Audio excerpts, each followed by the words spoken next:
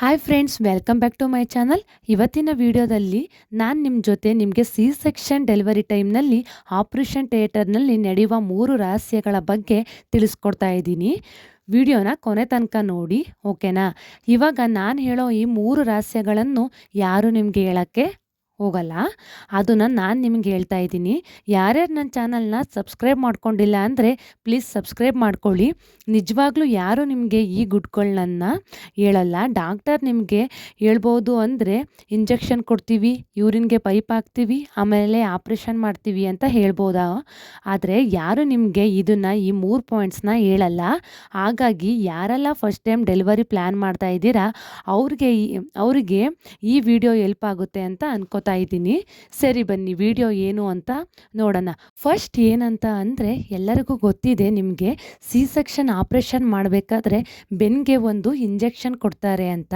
ಅದನ್ನು ಅನಸ್ಲೇಷಿಯಾ ಅಂತ ಹೇಳ್ತಾರೆ. ಅಂದರೆ ಸೊಂಟದ ಕೆಳಭಾಗದಲ್ಲಿ ಕೊಡ್ತಾರೆ.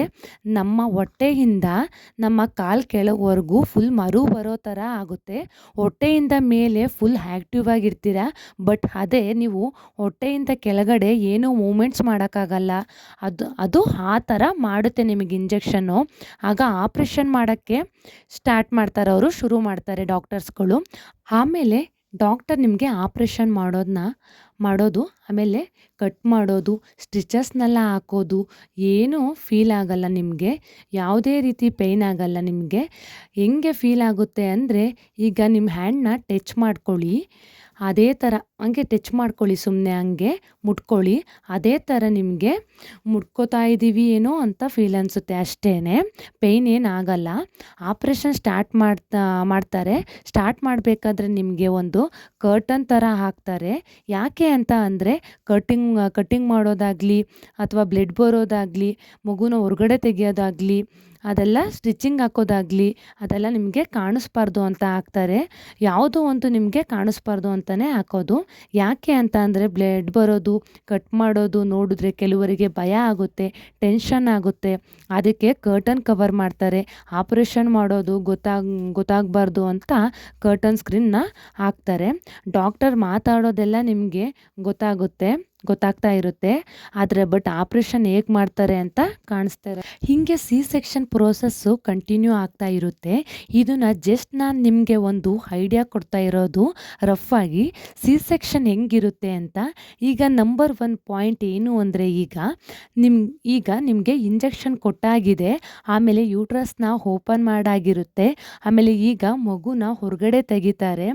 ಆಗ ಮಗುನ ಹೊರಗಡೆ ತೆಗಿತಾ ಇರಬೇಕಾದ್ರೆ ಸ್ವಲ್ಪ ಪ್ರೆಷರ್ ಹಾಕ್ತಾರೆ ಡಾಕ್ಟರ್ಸು. ಪ್ರೆಷರ್ ಹಾಕೋದು ನಿಮಗೆ ಗೊತ್ತಾಗುತ್ತೆ. ಆಗ ನಿಮಗೆ ಏನಾಗುತ್ತೆ ಅಂದರೆ, ಯಾರೋ ಹೇಳ್ದಂಗೆ ಮೂವ್ ಮಾಡ್ದಂಗೆ ಆಗುತ್ತೆ. ಡಾಕ್ಟರ್ ಸಾಫ್ಟ್ ಹ್ಯಾಂಡ್ನಲ್ಲಿ ಮಗುನ ತೆಗೆಯೋದು ನಿಮಗೆ ಫೀಲ್ ಆಗುತ್ತೆ. ಇದು ನಾರ್ಮಲ್, ಓಕೆನಾ? ಯಾಕೆ ಅಂದರೆ, ಮಗುನ ಹೊರಗಡೆ ತೆಗಿಬೇಕಾದ್ರೆ ಫುಲ್ ಬಾಡಿ ಶೇಕ್ ಆಗುತ್ತೆ. ನೆಕ್ಸ್ಟ್ ಮಗುನ ಹೊರಗಡೆ ತೆಗೆದ ಮೇಲೆ ಈ ಫೀಲಿಂಗ್ ಸರಿ ಹೋಗುತ್ತೆ. ನೆಕ್ಸ್ಟು ಮಗು ಹೊರಗಡೆ ಬಂದ ಮೇಲೆ ಮಗುವಿನ ಕೂಗು ಕೇಳುತ್ತೆ. ಆಗ ನಿಮಗೆ ತುಂಬ ಖುಷಿಯಾಗುತ್ತೆ. ಆ ಖುಷಿನ ಎಕ್ಸ್ಪ್ರೆಸ್ ಮಾಡೋಕ್ಕೇ ಆಗಲ್ಲ, ಅಷ್ಟು ನಿಮಗೆ ಖುಷಿಯಾಗುತ್ತೆ. ಆಪ್ರೇಷನ್ ಮಾಡಬೇಕಾದ್ರೆ ಬಾಡಿ ಶೇಕ್ ಆಗೋದು ಏನು ಭಯ ಬೇಡ, ಅದು ಟೆನ್ಷನ್ ಬೇಡ, ಅದೆಲ್ಲ ನಾರ್ಮಲ್ಲು. ಟೆನ್ಷನ್ ಫ್ರೀ ಆಗಿರಿ. ಇದೆಲ್ಲ ನಾರ್ಮಲ್ಲು, ಓಕೆನಾ?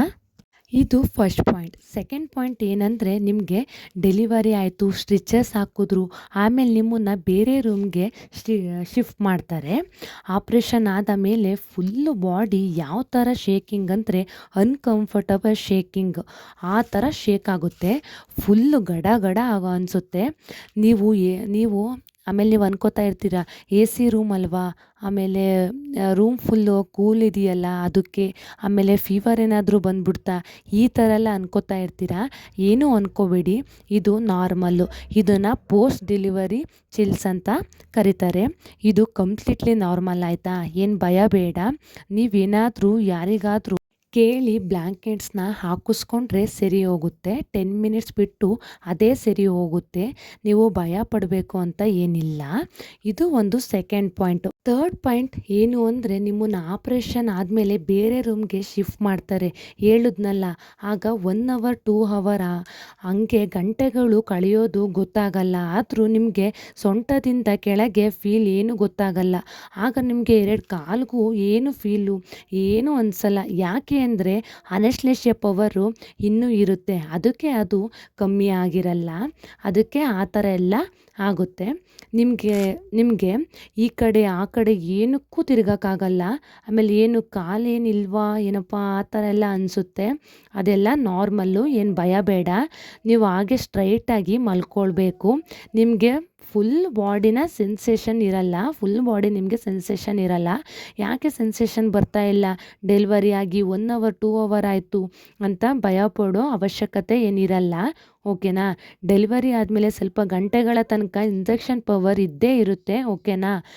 ಅದ್ರ ಮೇಲೆ ಇಂಜೆಕ್ಷನ್ ಪವರ್ ಕಮ್ಮಿ ಆಗ್ತಾ ಆಗ್ತಾ ಸೆನ್ಸೇಷನ್ ಪವರ್ ಬರೋಕ್ಕೆ ಸ್ಟಾರ್ಟ್ ಆಗ್ತಾ ಹೋಗುತ್ತೆ. ಕಾಲುಗಳು ಫೀಲಿಂಗ್ಸ್ ಕೆಲವು ಗಂಟೆಗಳ ಬಿಟ್ಟು ಫೀಲಿಂಗ್ಸ್ ಬರೋಕ್ಕೆ ಸ್ಟಾರ್ಟ್ ಆಗುತ್ತೆ ಕಾಲುಗಳಿಗೆ. ನಿಮಗೆ ಗೊತ್ತಾಗುತ್ತೆ ಅದು ಫೀಲಿಂಗ್ಸ್ ಬರ್ತಾ ಇದೆ ಅಂತ.